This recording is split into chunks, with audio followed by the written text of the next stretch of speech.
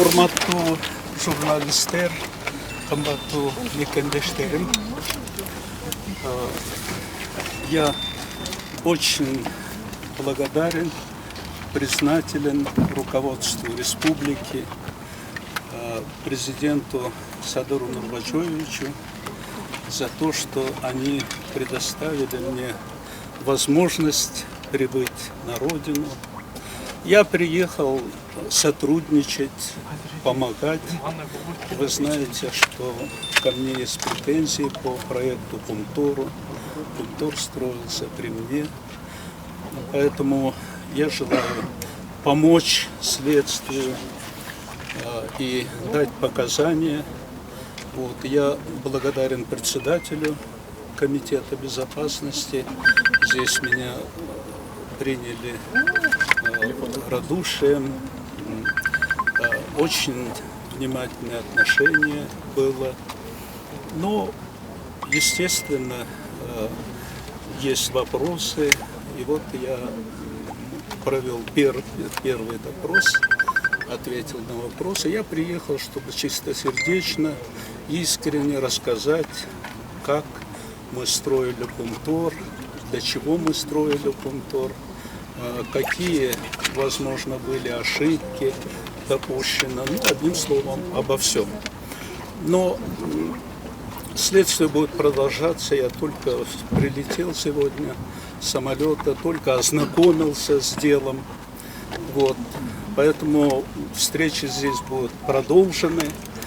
И больше я сегодня сказать ничего вам не могу. Сказать только спасибо, что вы пришли.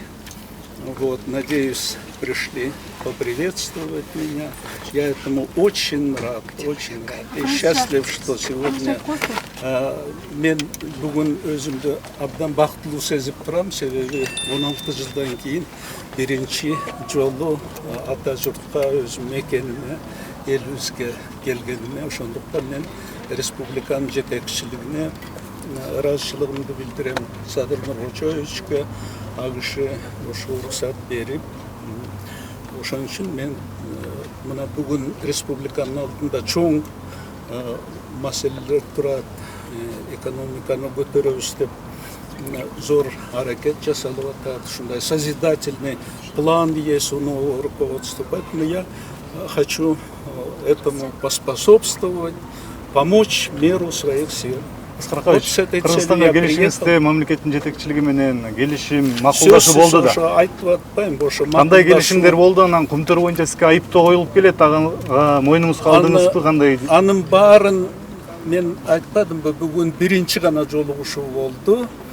Анан дагы иштейбиз, мен бир жумага келдим, ошон үчүн себеби чоң суроолор бар да, ошондуктан ошо жуманын ичинде иштейбиз. Мага мына жерде Айбек деген жигит, юрист, өзү адвокат болуп иштеп берейин деди. Рахмат, чоң рахмат, адвокатым.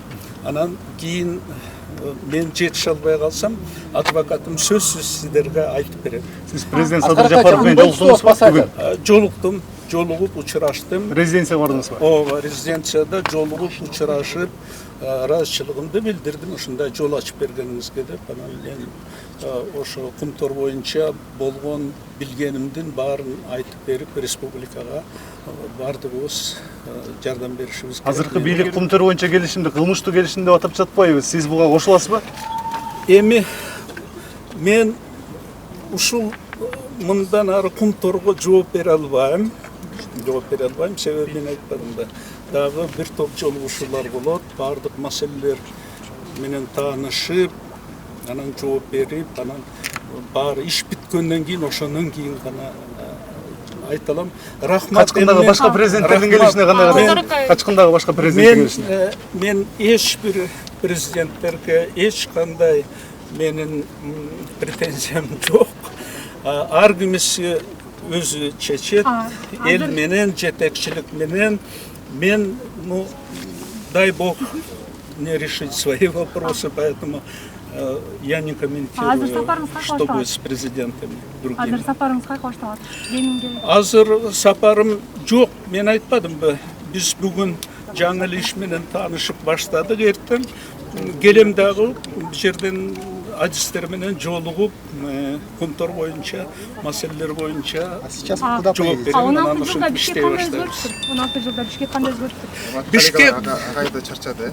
Бишкек ушул суроого эле жооп берейин, анан уруксат берсеңер, мен эртең менен самолеттон учуп келдим, анан ушундай чарт.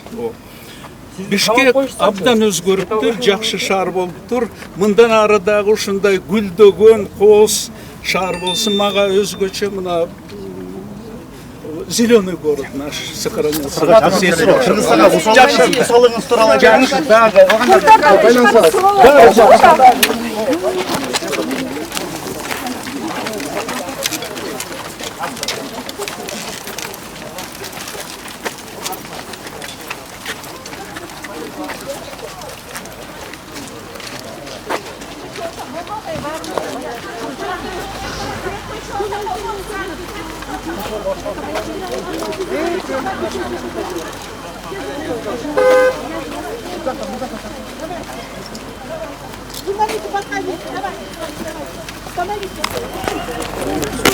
Следственные мероприятия сейчас будут проводиться.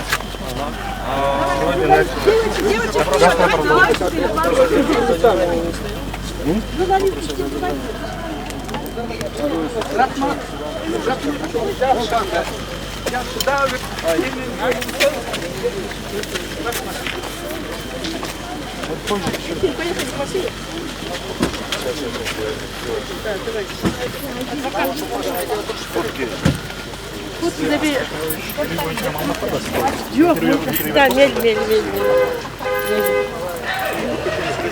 Спасибо.